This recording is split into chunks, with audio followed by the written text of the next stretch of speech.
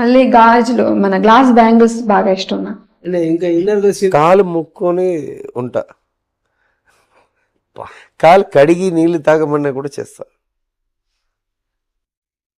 పిచ్చి ప్రేమ నాకు.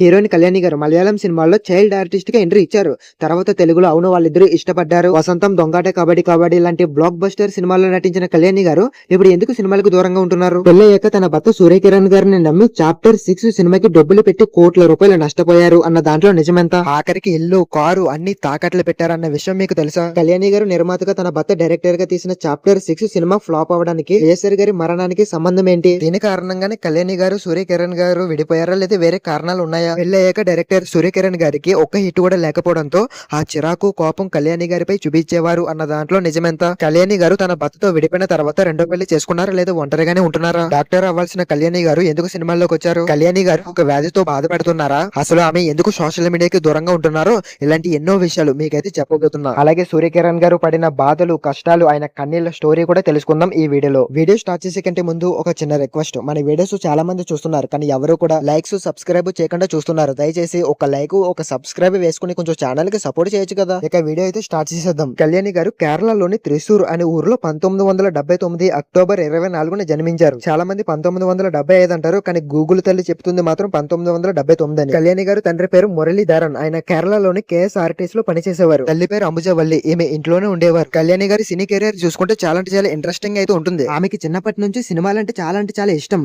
వాళ్ళ ఇంట్లో ఎవరు సినిమా రంగంలో లేకపోయినా ఆమెకి నటన అంటే ప్రాణమనే చెప్పాలి. ఆమె టీవీలో సినిమాలు చూస్తూ వాళ్ళు ఎలా చేస్తున్నారో చూసి అలాగే ఆమె కూడా యాక్టింగ్ నేర్చుకునేవారు. కళ్యాణి గారు యాక్టింగ్ చూసిన ఫ్యామిలీ, ఫ్రెండ్స్ చాలా అంటే చాలా సపోర్ట్ కూడా చేసేవారు. నీలో ఒక మంచి నటి ఉందని తన ఫ్రెండ్స్, ఫ్యామిలీ చెప్పేవారంట. దీంతో కళ్యాణి గారికి నటనపై ఆసక్తి, కోరిక బాగా పెరిగిపోయింది. అలా ఆమె మలయాళంలో 1986లో అమ్మనం కిల్ అనే సినిమాతో ఎంట్రీ ఇచ్చారు. అలా మలయాళంలో బాలనటిగా 9-10 సినిమాల వరకు కూడా చేశారు. అలా చేసుకుంటూ ముందుకు వెళ్తున్న ఆమెకి బాలనటిగా సినిమాలు రావడం చాలా వరకు తగ్గిపోయాయి.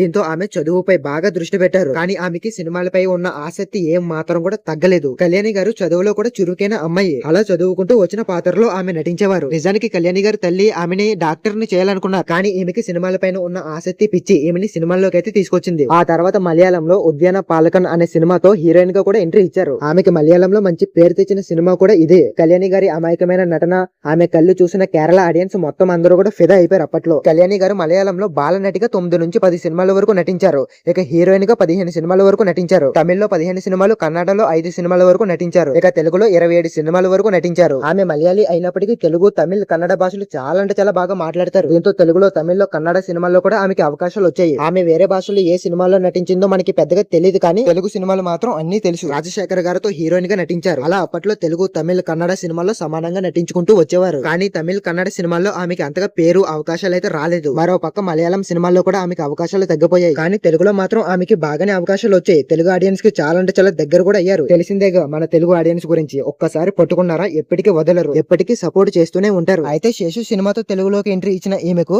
విజయ రామరాజు సినిమాలో కూడా అవకాశం వచ్చింది. ఈ సినిమాలో ఆమె చేసిన యాక్టింగ్ అమాయకమైన మంచి మనసున్న అమ్మాయి పాత్రలో నటించారు. ఈ సినిమా తర్వాత ఆమె ఇంకా వెనక్కి తిరిగే చూసుకోలేదు. అవకాశాలు వస్తూనే ఉన్నాయి.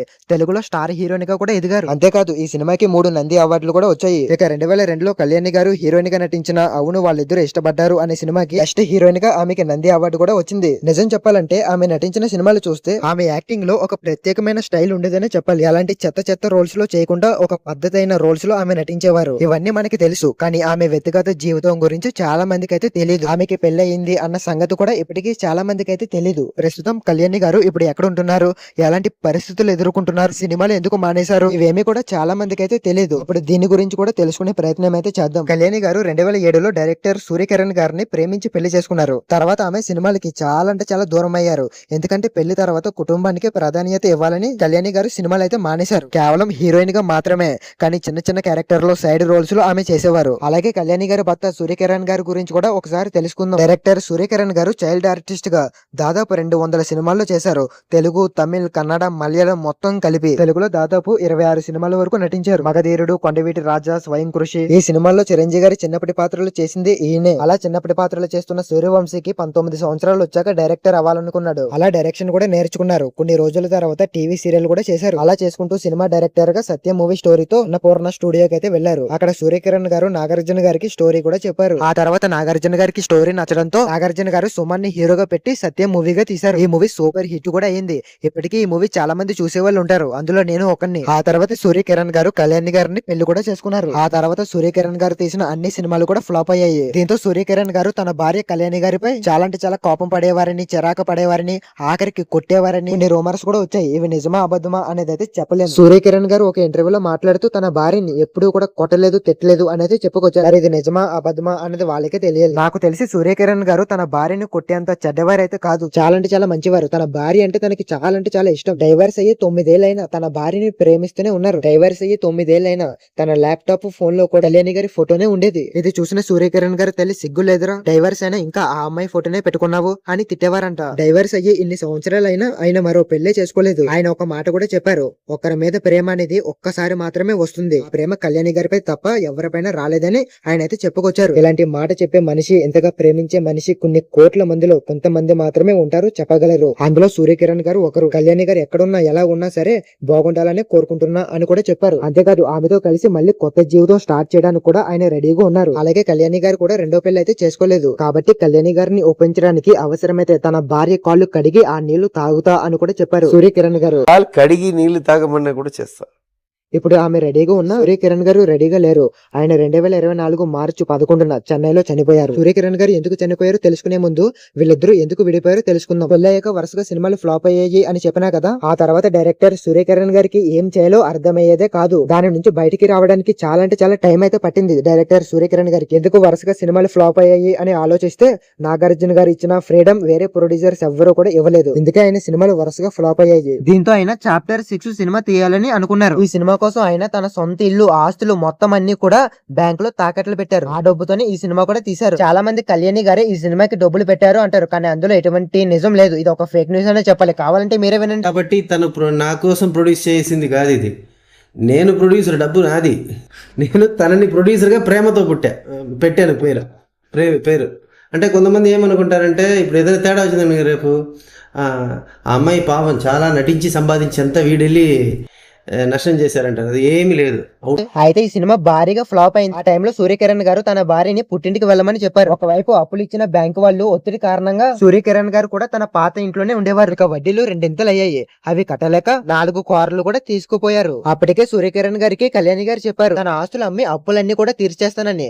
కానీ సూర్యకిరణ్ గారు అస్సలు ఒప్పుకోలేదు. ఆ సమయంలో మద్యం తాగడం కూడా మొదలు పెట్టారు. వాస్తవానికి వీళ్ళిద్దరూ విడిపోవడానికి ఆర్థిక ఇబ్బందులు తెచ్చిన టెన్షన్స్ మాత్రమే కారణమని సూర్య గారు చెప్పారు. అలాగే వీళ్ళిద్దరూ కూడా ఇష్టపూర్వకంగానే విడిపోయారంట. కోర్టులో విడాకులు కన్ఫర్మ్ అయ్యాక సూర్యకిరణ్ గారు కళ్యాణి గారితో మాట్లాడారు. కొన్ని రోజులు ఆగండి, నా ప్రాబ్లమ్స్ అన్ని తీరతాయి, అప్పుడు మళ్ళీ మిమ్మల్ని పెళ్లి చేసుకుంటా అని కూడా చెప్పారంట. దాంతో ఆమె ఏమి కూడా మాట్లాడలేదు. ఆమె కాస్త ఇబ్బంది పడినట్లు ఆయనకైతే అనిపించిందంట. విడిపోయాక మళ్ళీ మాట్లాడడం కరెక్ట్ కాదని ఆయన లైఫ్ లో ఆమె తన భార్య అని కూడా చెప్పారు. అలా ఆమెతో విడిపోయిన తర్వాత సూర్యకిరణ్ గారు కొన్ని సంవత్సరాల వరకు బయట ఎక్కువగా కనిపించలేదు. అప్పులు తీర్చడంలో ఫ్రెండ్స్ కూడా ఆర్థికంగా కొంచెం సహాయం కూడా చేశారంట. అవేమి కూడా సరిపోలేదు, వడ్డీలు కొండలా పెరిగిపోయాయి. దీంతో ఆయన మద్యం బాగా తాగేవారు. ఆరోగ్యం కూడా బాగా దెబ్బతింది. అలాగే కళ్యాణి గారు దూరంగా ఉంటున్న విషయంలో కూడా చాలా బాధపడేవారంట.